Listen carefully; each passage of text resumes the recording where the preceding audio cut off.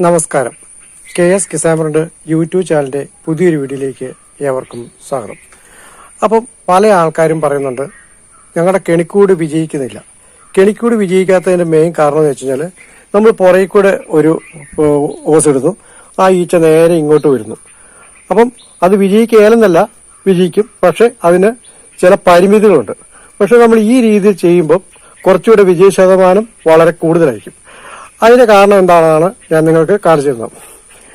നമ്മൾ സാധാരണ പുറകിലിട്ട് മുമ്പിൽ കൂടി ഇറങ്ങി വരുമ്പോഴത്തേക്ക് അതിന് അത്രയും ദൂരം മാത്രം വന്നു, അത് ടണലൊന്നും കെട്ടാതെ നേരെ അങ്ങ് അതിലങ്ങ് കയറി പോയിന്ന്. അപ്പൊ ഇവിടെ സംഭവിക്കുന്ന കാര്യം എന്ന് വെച്ച് കഴിഞ്ഞാല് നമ്മൾ ഇവിടെ ഒരു പൊത്തില് നമ്മളിത് ഈച്ചയാണെങ്കിൽ ഇവിടെ നമ്മൾ ഇവിടുന്ന് വരുന്ന ഈച്ച ഇതിലേ വന്ന് ഈ പൈപ്പിൽ കൂടെ കയറുന്നു.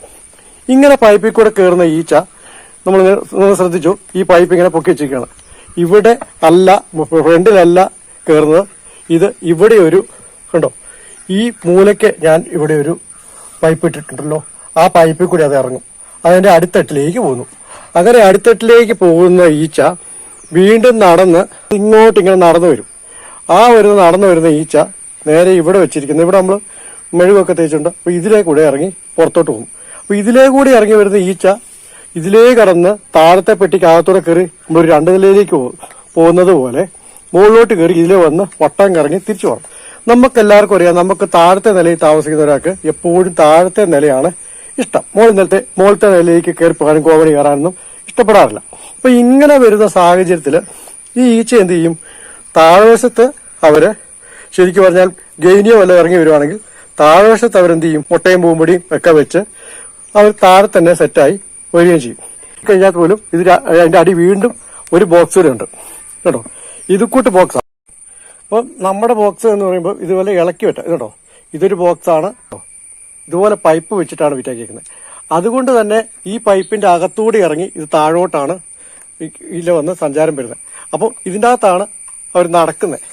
അപ്പം ഒരു കാരണവശാലും ടണൽ കെട്ടാൻ അവർക്ക് സമയം കിട്ടത്തില്ല. നടന്ന് അവർ ഇതിലേ ഇറങ്ങി ഇപ്പുറത്തൂടെ ഈ ബോക്സിന്റെ അകത്തൂടെ കയറി നേരെ ഇതിലെ ചെന്ന് ഇതിലെ കടന്ന് ഇതിലേക്ക് പോവുകയാണ് ചെയ്യുന്നത്. അപ്പോൾ ഇനി നമ്മൾ ചെയ്യേണ്ടത് ഇതിന്റെ എല്ലാ ദ്വാരങ്ങളും നമ്മൾ ശരിക്ക് ഇൻസുലേഷൻ ടേപ്പ് വെച്ചിട്ട് ഇതിന്റെ ദ്വാരങ്ങൾ നമ്മൾ ചുറ്റണം. അങ്ങനെ ചുറ്റി ഇതിനെ ഇരുട്ടാക്കി നിർത്തുകയും ചെയ്യണം. മാത്രമല്ല ഇത് പറ്റുമെങ്കിൽ നമുക്ക് വെയിലടിക്കാതെയൊക്കെ നമ്മളൊരു സംരക്ഷണം കൊടുത്ത് എന്തെങ്കിലും കവർ ചെയ്ത് വെച്ചതിന് ശേഷം അതിൻ്റെ ഉള്ളിലാണ് വെക്കുന്നെങ്കിൽ തണുപ്പൊക്കെ ഉണ്ടെങ്കിൽ കൂടുതൽ വിജയ ശതമാനം ഉണ്ടായിരിക്കുന്നതാണ്. അപ്പോൾ നമ്മുടെ ഇതിനെ ഒന്ന് ഇളക്കി മാറ്റി വെച്ചാണ്. ഇതിപ്പോൾ കണ്ടോ 2 പെട്ടിയാണ്. അപ്പോൾ നമുക്ക് സെറ്റ് പിരിക്കാനായാലും 2 പെട്ടിയായിട്ട് മാറ്റാം. മാത്രമല്ല ഇങ്ങനെ ഡബിൾ എയർ ബോക്സ് ആയിട്ട് ഉപയോഗിക്കുമ്പോൾ റാണി നഷ്ടപ്പെടാതെ തേടെടുക്കാനും ഈ പെട്ടി തന്നെ നമുക്ക് വളരെ ഉചിതമാണ്. അതിനെക്കുറിച്ച് ഞാൻ വീഡിയോ ഇട്ടിട്ടുണ്ട്. അപ്പം നമ്മുടെ പെട്ടി ഇതുപോലെ ഇൻസുലേഷൻ ടേപ്പ് വെച്ച് ഒട്ടിച്ചിരിക്കുകയാണ്.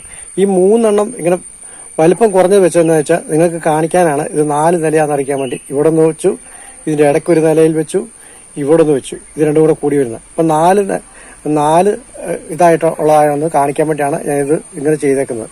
4 എണ്ണത്തിന് 3 എണ്ണം മതി. അപ്പൊ ഇങ്ങനെ ചെയ്തിരിക്കുന്നത് നിങ്ങളിത് നോക്കണ്ട, നിങ്ങൾ മൊത്തത്തിൽ തന്നെ വലിയ ടേപ്പ് വെച്ച് നിങ്ങൾക്ക് ചുറ്റാവുന്നതാണ്.